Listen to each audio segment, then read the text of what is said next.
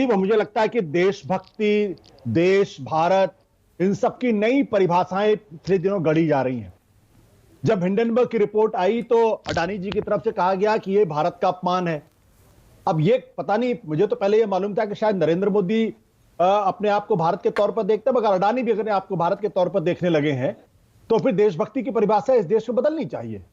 कल हर वो आदमी जिसके ऊपर भ्रष्टाचार के गंभीर आरोप लगेंगे या घोटाले के आरोप लगेंगे, वो ये आड़ ले सकता है और उसको अब ये लेने की आजादी होनी चाहिए कि भाई आप मेरे ऊपर नहीं बल्कि देश के ऊपर हमला कर रहे हैं। तो मुझे लगता है कि ये जो एक नया नैरेटिव इस देश के अंदर खड़ा करने की कोशिश की जा रही है, ये बहुत ही ब्रेजन है, ये बहुत ही ब्लेटेंट है और इसको मैं बेशर्म भी कहता हूं। हकीकत यह है कि अगर भ्रष्टाचार के गंभीर आरोप लग रहे हैं तो उसकी जांच होनी चाहिए, स्पष्ट तौर पे जांच होनी चाहिए, ताकि देश को पता चल जाए कि वाकई में भ्रष्टाचार हुआ या नहीं भ्रष्टाचार हुआ। तो यही तो बीजेपी कह रही है। सरकार, एक सेकंड के लिए इंटरवीन कर रहा हूं, यही बीजेपी, यही सरकार, कल प्रधानमंत्री ने भी इंडिया टुडे ग्रुप के कार्यक्रम में यह कहा कि पहले खबरें आती थी नक्सली हमलों की, अब खबरें आ रही हैं भ्रष्टाचारियों के खिलाफ कार्रवाई की, कि भ्रष्टाचार के खिलाफ ही तो कर रहे हैं ये कार्रवाई। देखिए संदीप, अब मैं ये तो नहीं कहूंगा कि प्रधानमंत्री जी की याददाश्त थोड़ी कमजोर है, लेकिन मुझे लगता है 2010 के बाद से इस देश में भ्रष्टाचार के जितने मामले उजागर हुए और उन पर जिस तरीके से कार्रवाइयां हुई और जिन जिन लोगों ने इस्तीफे दिए, वो शायद वो भूल रहे हैं। तो चाहे CWG का घोटाला हो या 2G का घोटाला हो या कोल माइंस का मामला हो या तमाम इस तरीके के बहुत सारे IPL के घोटाले हो, ये सारी खबरें आपने हम लोगों के साथ बैठ के कवर की हैं और अच्छी तरीके से बातचीत हुई है। अब प्रधानमंत्री जी ये भी कहते हैं काला टीका।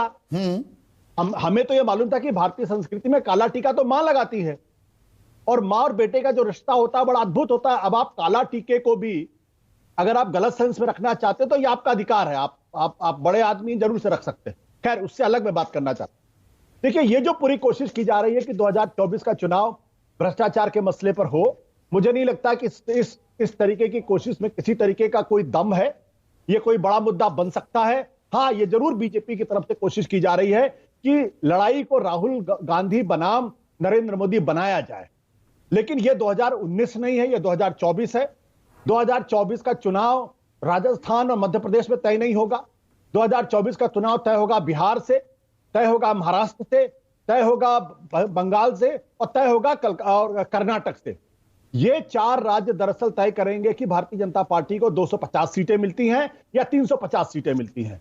इन राज्यों के अंतर्गत कम से कम 2 राज्य बिहार और महाराष्ट्र के अंदर आज की तारीख में यूपीए का गठबंधन मजबूत है, एकजुट है और बीजेपी को न केवल करारी टक्कर देने की स्थिति में है बल्कि उनको शिकस्त देने की भी स्थिति में है। पश्चिम बंगाल में बीजेपी की सीटें 18 से ऊपर बढ़ जाएंगी, मुझे इसमें पूरी तरीके से संदेह है। कर्नाटक में जरूर बीजेपी 2004 से लेकर अभी तक लगातार कांग्रेस से आगे निकलती आई है, लेकिन आज की तारीख में वहां जो कर्नाटक में जो बीजेपी की स्थिति है, अभी परसों खबर आई कि जिस तरीके से येदियुरप्पा का घेराव खुद बीजेपी के लोगों ने किया और उनको रैली नहीं करने दी, तो वहां भी स्थिति कोई बहुत अच्छी नहीं है। मेरा मानना है कि ये 4 राज्य तय करेंगे कि दरअसल बीजेपी को बहुमत मिलता है या बहुमत नहीं मिलता है। अगर वो लड़ाई राहुल गांधी बनाम नरेंद्र मोदी करना चाहते हैं तो ये दांव राजस्थान में चल सकता है, ये दांव मध्य प्रदेश में चल सकता है, गुजरात में चल सकता है, दिल्ली में चल सकता है, हरियाणा में चल सकता है, लेकिन इन 4 राज्यों में चलेगा, मुझे इसमें पूरी तरीके से संदेह है। राम